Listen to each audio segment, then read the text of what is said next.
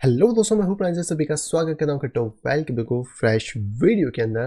तो आज की इस वीडियो में यहाँ पे हम लोग करने वाले हैं टेक्निकल एनालिसिस को, साथ यहाँ पे देखने वाले हैं ढेर सारी क्रिप्टो करेंसी के न्यूज़ेस को। तो वीडियो इशूज आप पूरा जरूर देखिएगा। और अगर अभी तक आपने वीडियो को लाइक नहीं करा है तो तुरंत जाइए लाइक करिए, चैनल को सब्सक्राइब नहीं करा है तो डेफिनेटली करिए और शेयर करें ताकि सभी लोग यहाँ पे क्रिप्टो मार्केट से अपडेटेड यहाँ पर रह सकें। तो चलिए चलते हैं चार्ट्स के ऊपर, देखते हैं कि हमें क्या इंपॉर्टेंट अपडेट्स देखने को मिल रही हैं और क्या ट्रेडिंग अपॉर्चुनिटीज हमें इस टाइम पे देखने को यहाँ पे मिल जाती हैं। अगर यहाँ पे बात करते हैं बिटकॉइन के बारे में, तो कल यहाँ पे सीपीआई डेटा आने के बाद बिटकॉइन में एक अच्छा खासा डंप आया, देन वापस से मार्केट ने एक अच्छा खासा पंप लिया। जैसे कि मैंने आपको कल भी बताया था कि जब तक बिटकॉइन इस लेवल के नीचे क्लोजिंग नहीं देगा हमें यहाँ पे एक रिवर्सल देखने को मिल सकता है, जिसमें चांसेस है कि मार्केट इस लेवल को टेस्ट यहाँ पे कर ले। आप देख सकते हैं मार्केट में एक अच्छा सा पंप आया, मार्केट अभी फिर भी कंसोलिडेट यहाँ पे हो सकता है, इसको टेस्ट करे फिर यहाँ पे गिर सकता है।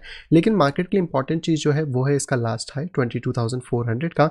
तो जब तक बिटकॉइन इसको ब्रेक नहीं कराए हम बिटकॉइन के ऊपर बहुत ज़्यादा बुलिश नहीं हो सकते हैं। इवन दैट अगर बिटकॉइन ये छोटे छोटे पंप्स भी ले रहा है, तो जैसे भी इसने लास्ट टाइम भी यहाँ पे पंप लिए थे, ये वाला पोर्शन, तो इसी तरीके के पंप यानी कि ऐसा फेक पंप इनको कंसिडर किया जाएगा और मार्केट कहीं ना कहीं अगर लेवल्स पे जाता है तो हमें शॉर्ट पोजीशन देखने को मिलेगी। हम बिटकॉइन पे तभी बुलिश हो सकते हैं जब एक बार बिटकॉइन 22,400 को ब्रेक कर दे, तब फिर चांसेस बनते हैं कि हाँ बिटकॉइन फिर ऊपर जाके 32,000 तक में भी चला जाए। लेकिन अगर अभी जब यही सिनारियो बनता है देन हमारी डायरेक्शन बड़ी क्लियर रहने वाली है और हम अभी भी नीचे के बॉटम जो लेवल्स हैं उनके बारे में बात यहाँ पे कर रहे हैं। इवन दैट अगर वॉल्यूम की सबसे बात करें तो मैंने आपको पहले भी बताया था कि यहाँ पे एक मेजर ब्रेकआउट आने वाला है जो कि हमें 15 या 20 अक्टूबर से पहले देखने को मिलेगा।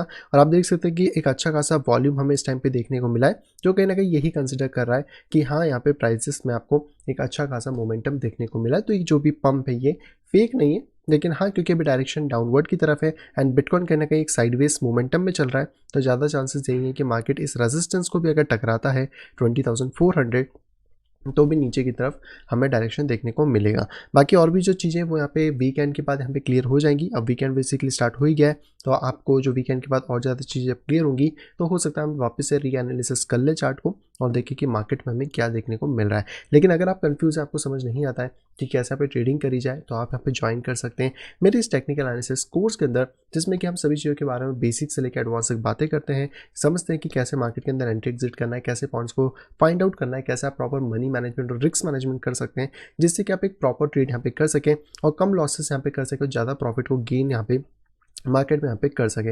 इस कोर्स की अधिक जानकारी के लिए आप डायरेक्टली मुझसे कांटेक्ट कर सकते हैं मेरी इस ईमेल आईडी pixelsnapshot@gmail.com के ऊपर, या फिर आप मुझसे कांटेक्ट कर सकते हैं मेरी इस टेलीग्राम आईडी @cryptofail के ऊपर। और अगर आप प्रीमियम ग्रुप में यहाँ पे ज्वाइन करना चाहते हैं तो उसकी डिटेल्स भी आपको स्क्रीन पर यहाँ पे मिल जाएंगी एंड इसके लिए भी आप डायरेक्टली मुझे ईमेल या फिर टेलीग्राम के ऊपर डायरेक्ट कॉन्टेक्ट यहाँ पे कर सकते हैं। तो चलिए वापस आते हैं अपने चार्ट के ऊपर। बिटकॉइन की हमने ऑलरेडी बात कर ली है। बिटकॉइन की अगर डोमिनेंस की बात करें तो डोमिनेंस स्टिल यहाँ पे ऊपर की तरफ जा रही है एंड जैसे लास्ट वीडियो में हमने बात करी थी तो मार्केट ने इसको तो टेस्ट नहीं किया था, डायरेक्ट मार्केट में बाउंस मिल चुका है। तो करंटली तो ये थोड़ी सी ऊपर है। अब वेट करते हैं कि मार्केट 41.60 के आसपास क्या सपोर्ट बनाता है। अब क्योंकि बिटकॉइन की डोमिनेंस बढ़ रही है तो अल्टकॉइन की डोमिनेंस में गिरावट देखना हमें ऑब्वियस सी बात है। और कल आप देख सकते हैं जो गिरावट हमें देखने को मिली थी उसमें वापस प्राइस ऊपर आया है, तो जो लेवल ऑफ पहले एक सपोर्ट की तरह एक्ट कर रहा था अब वो कहीं ना कहीं रेजिस्टेंस की तरह एक्ट कर सकता है। और आने वाले दिनों में अगर हमें इस तरीके का कोई मोमेंटम मिले जहाँ पे बिटकॉइन की डोमिनेंस बढ़ती है तो अल्टकॉइन की डोमिनेंस में हमें करेक्शन देखने को मिल सकता है, जिसके अकॉर्डिंग जो हम लोगों का टारगेट है वो लगभग यहाँ पे 12.14% के आसपास तक यहाँ पे जा सकता है। तो आपको इसके ऊपर ध्यान रख के चलना चाहिए। यहीं पे हम लोग बात करते हैं इथेरियम के बारे में। तो इथेरियम ने बेसिकली क्लोजिंग अपनी नीचे की तरफ नहीं दी है। जैसे मैंने कहा था कि इस चैनल के नीचे क्लोजिंग होना बहुत ज़्यादा इंपॉर्टेंट है। इथेरियम जो है वो जस्ट एक विक्स को यहाँ पर टच करके ऊपर की तरफ यहाँ पे आ गया है। ऊपर की बात करें तो यहाँ भी इसने विक मारी थी और उसके बाद प्राइसेस नीचे गए थे, वैसे यहाँ पे विक मारी है, प्राइसेस यहाँ पे ऊपर की तरफ गया है। फिलहाल में इसका ये हो सकता है कि जो मिड लेवल है ये एज ए सपोर्ट की तरह एक्ट यहाँ पे थोड़ा बहुत कर जाए, लेकिन अभी भी जो रेजिस्टेंस लेवल है वो हमारा 1400 का स्टिल बना हुआ है। यानी कि अगर प्राइसेस में कोई बाउंस आता है तो भी हम यही एक्सपेक्ट कर रहे हैं कि प्राइसेस में यहाँ पे करेक्शन हो सकता है। बट क्योंकि मार्केट में इस बार थोड़ी बड़ी विक मारी है तो हो सकता है कि मार्केट थोड़ा ऊपर की तरफ यहाँ पे चला जाए और इसको जब मार्केट ब्रेक करेगा 1400 को तभी आप इथेरियम पे बुलिश हो सकते हो। मेजोरिटी कहाँ तक 1700 to 1800 डॉलर तक, बस इतना ही अभी के लिए हम लोग हो पाएंगे। लेकिन इतना ध्यान रखना है कि अभी ऐसे कोई भी सिम्टम नहीं मिल रहे हैं जैसे कि हम बुलिश हो पाए। और ये जो पंप्स हैं ये जस्ट एक फेक पंप की तरह भी यहाँ पे एक्ट कर सकते हैं। तो ये तीसरी बार इस तरीके से मार्केट के अंदर हमें चेंजेस देखने को यहाँ पे मिल रहे हैं। अगर कुछ भी चेंजेस हो जाए, ऐसा लगता है कि मार्केट बियरिश से बुलिश शिफ्ट होगा तो मैं आपको डेफिनेटली अपडेट यहाँ पे कर दूंगा। यहीं पे हम लोग बात करते हैं इथेरियम के सीएमई चार्ट के बारे में। तो इसमें थोड़ा सा गेम अलग है। यहाँ पर आप देखेंगे तो मार्केट इसके ऊपर आ गया है। अब देखते हैं यहाँ पे होल्ड करता है, नीचे आता है और उसके अकॉर्डिंग ही फिर आगे डिसीजन लिया जाएगा कि एंट्री हमें कहाँ पे करनी चाहिए। नेक्स्ट यहाँ पे बात करते हैं लाइटकॉइन के बारे में। तो लाइटकॉइन ने भी जो ड्रॉप लिया था उसमें पूरी रिकवरी ली है, लेकिन जैसे मैंने आपको बताया था कि ये लेवल थोड़ा इंपॉर्टेंट है, ये रेजिस्टेंस बन सकता है। तो कल सुबह तक इसमें क्लियरिटी मिल जाएगी। अगर कोई भी प्राइस इसके नीचे क्लोजिंग देता है तो हाँ, ये एज अ रेजिस्टेंस यहाँ पे एक्ट कर सकता है और अभी भी हमारे लिए टारगेट 46 के आसपास यहाँ पे रहने वाला है। ऊपर की बात करें तो ऊपर ये जो ट्रेंड लाइन आई थी ये भी एक रेजिस्टेंस है। तो अगर ये वाला रेजिस्टेंस काम नहीं करता है तो प्राइस यहाँ पे हिट करके भी गिर सकता है, जिसमें हमें एक डबल टैप देखने को मिले। तो आप इसके ऊपर भी थोड़ा फोकस यहाँ पे रख सकते हैं। नेक्स्ट हम बात करते हैं बाइनेंस कॉइन के बारे में। बाइनेंस कॉइन में भी अच्छी ग्रोथ हमें देखने को मिली है एंड कहीं ना कहीं जो लाइन थी इसके ऊपर अब प्राइसेस यहाँ पे वापस सपोर्ट लेने की कोशिश कर रहा है। हालांकि यहाँ पे आपको पूरा लेवल अभी खाली देखने को मिलता है। मैं इसको रिमूव कर देता हूँ अभी के लिए। तो यहाँ पर आपको एक चीज़ समझ आएगी कि बाइनेंस कॉइन भी बेसिकली एक साइडवेज मार्केट में ही चल रहा है। तो अगर प्राइस इसके ऊपर होल्ड कर लेता है तो आने वाले दिनों में भी शायद प्राइस दोबारा $300 को टेस्ट करें, बट वहाँ से फिर से हमें क्रैश देखने को मिल सकता है। या फिर ये क्रैश अगर दोबारा इसी तरीके से आता है तो मार्केट आपका नीचे की तरफ जा सकता है, क्योंकि इसका मेजर जो सपोर्ट एरिया है वो लगभग $256 के आसपास है, जो अभी तक ब्रेक नहीं हुआ है। अगर ये ब्रेक होगा तो ही हमें आने वाले दिनों में $200 तक प्राइजेस आते हुए मिल सकते हैं। वहीं पे बात करते हैं XRP के बारे में। तो XRP में बस छोटी सी रिकवरी आई है। अब देखते हैं यहाँ से अगर कोई शॉर्ट पोजीशन बनती है तो हमारे लिए सपोर्ट 0.41 के आसपास यहाँ पे रहने वाला है। नेक्स्ट बात करते हैं डॉट के बारे में। डॉट में भी एक रिकवरी वापस हमें देखने को मिली है। हालांकि अपने लेवल के वापस ऊपर चला गया है तो यहाँ पे सपोर्ट नहीं बनाना चाहिए। अगर सपोर्ट बना लेता है तो फिर हमारी जो अपर रेजिस्टेंस है इसी को हम फिर से डिनोट करेंगे, जहाँ से कि हमें शॉर्ट की में भी शायद पोजीशन देखने को मिल जाए। बट इसके नीचे अगर क्लोजिंग होती है तो हमें करेक्शन देखने को मिलेगा और फिर हम इसके रिटेस्ट में दोबारा ट्रेडिंग को यहाँ पे मतलब एंट्रीज को यहाँ पे अपॉर्चुनिटी ले सकते हैं।